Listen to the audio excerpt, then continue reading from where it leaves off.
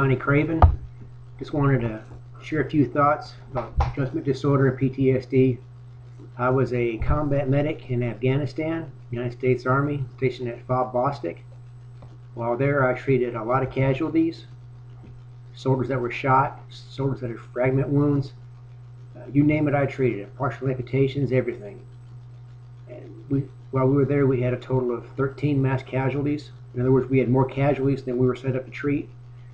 We would also, my job was, if a casualty was shot, for example, my job would be to try to keep them stabilized, as comfortable as possible, check them for other injuries, do blood sweeps, for example, x-rays, a lot of other details. We also not just work like 8 hours a day. You were at the aid station usually 7 days a week. You also pulled guard duty like everybody else did over there. Sometimes throughout the night, you might get by 2 to 4 hours sleep. Well, when I came back, well, let me back up a minute. On our 13th mass rather on our 12th mass casualty situation, our 12th one, we had an outpost called Keating, and you can look that up also on YouTube. It was overrun. We had 8 Americans killed, 22 wounded. I was one of the medics that treated those guys. On our 13th mass cal, we had I was treating a Taliban. Once I got done, I went to the surgical team to be, as their gopher. You go for this or you go for that. Just there to assist. And they were treating a young female, and I won't give her name. She was riding up in the gun turret. RPG hit right in front of her, and you can, well, I'll share some of her injuries. It took her right arm completely off, her chest, took her right breast off, no skin on her chest. You could actually see her rib cage and her organs. It was one of those casualties where you just know that the person's going to die. And as I was assisting, my mind was also messing with me. I was sitting there wondering if she was married, if she had kids, wondering how parents would take the news when they found out their daughter was killed in Afghanistan.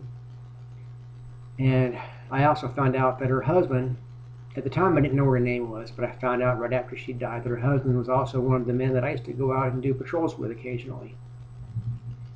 And so after she did die, they treated her they tried to cover up her injury as much as possible so her husband wouldn't see that. They didn't come in and say his goodbyes. Right after that, I had to hurry, get ready for guard duty because I was already running late. And I got to where my gear was at, and I lost it. I fell to the floor, wept like a baby, and that's not my nature to cry, but I cried that day. And then after I got done crying, I got really filled with hate. I was so mad. Stayed until I calmed down, went to my job. Guard duty. When we come back, thinking the fight was all over, just I find myself entering another fight with a PTSD and adjustment disorder. I didn't report it, and later on when I did, they diagnosed me with adjustment disorder. But I'm just going to share a few thoughts with what I went through, and maybe this will help somebody else. Either your spouse is downrange, or maybe you came back, or maybe you're getting ready to go. And it all depends on where you're at, what you see, what you're exposed to. And like I say, as a medic, we saw a lot of really bad stuff. And when I came back, after about a week or two, I just started feeling out of place. And then shortly after that, on the way back from work, I would start seeing some of the faces of the casualties that we had treated. Once it didn't make it, once it died. And like I say, really feeling out of place.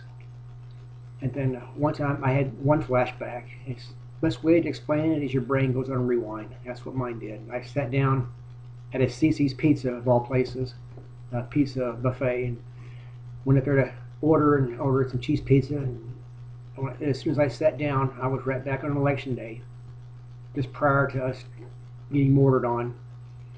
And it was just like it was if I was actually back there. Like I said, your brain goes on rewind. I was manning a gate, and finally I just said, forget this. I went ahead and locked the gate, and I was heading back to let the sergeant know that I had secured the gate. And my friend Caldwell came around the corner and told me to lock it up, and it's already done.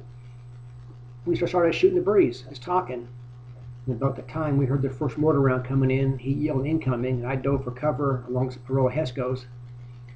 And right as he yelled incoming, the waitress came by, and she said something loud, and I snapped out of it, and I literally jumped out of that chair. And the poor waitress, she must have jumped back about 3 feet because I really scared her. Of course, everybody in the restaurant turned around and stared, and I was so embarrassed. The worst part, though, was for me anyway, was the nightmares. I would go to bed like 10 o'clock, and I'd be up by midnight. I'd have the same dream. I'd be told I'm getting ready to go out on patrol. I'd go get my gear on, double check my gear, make sure to get my morphine on me, go through my aid bag again, make shred tourniquets in certain pockets. I mean, just very detailed.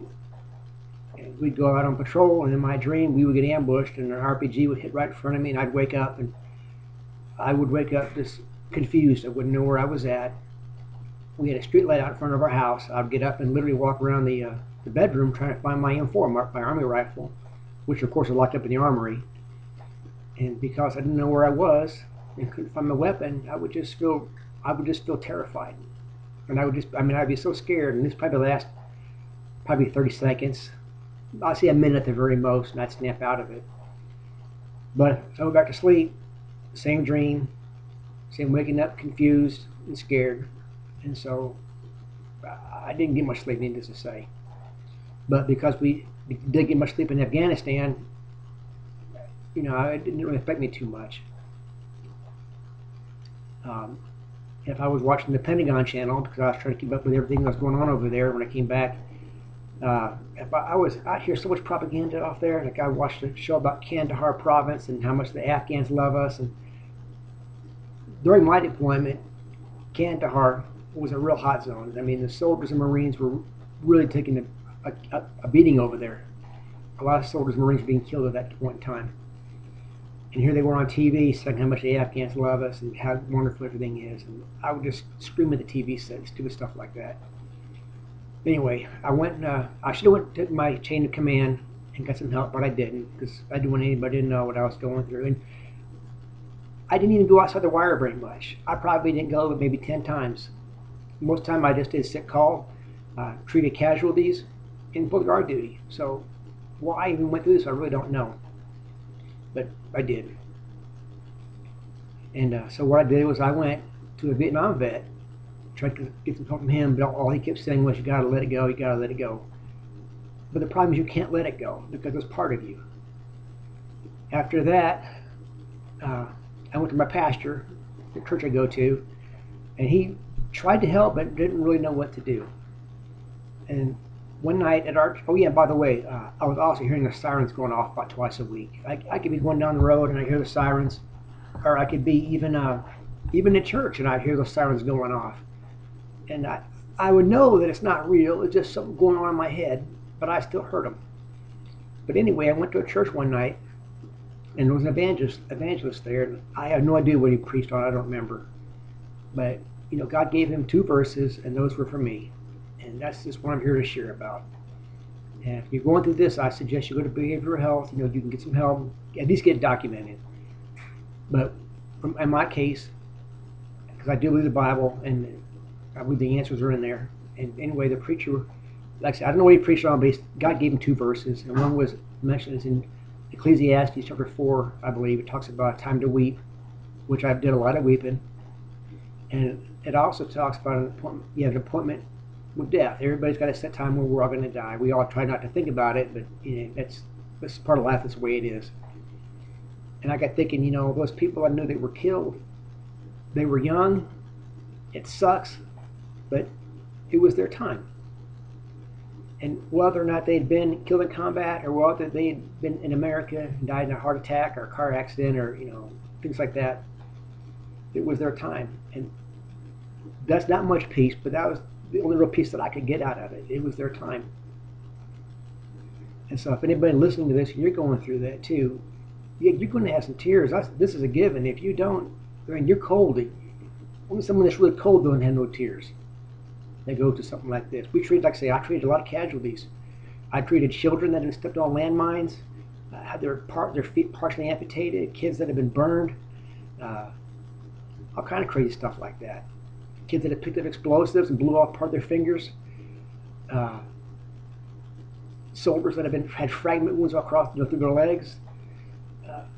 And I'm sorry to say, but people that I knew that were killed over there too during my deployment. And you know, you come back and you can't just flick this off. It's in your head. I wish you could, but you can't.